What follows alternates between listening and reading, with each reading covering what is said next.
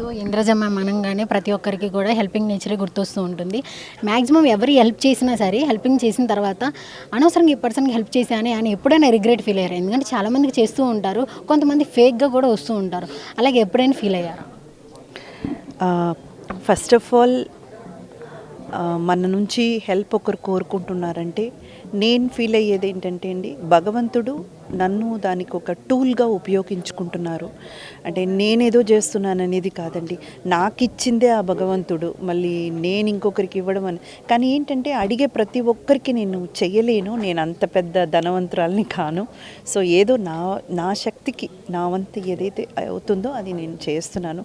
So వాళ్ళలో ఈ భేదాలు, వాళ్ళు ఫేక్గా అడుగుతున్నారా, ఇదిగా అడుగుతున్నారు, మ్యాక్సిమం ఫేక్ అనేది తెలిసిపోతే చెయ్యనండి. ఎందుకంటే అది కూడా తప్పే.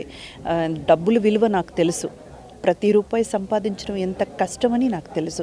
సో ఫేక్గా ఉన్న వాళ్ళకైతే మ్యాక్సిమం చేయను. ముందే తెలుసుకుంటాను, వీళ్ళు కరెక్ట్ అయిన రీజన్ కోసమే అడుగుతున్నారా అని నా మనుషుల్ని పెట్టి నేను తెలుసుకుంటాను.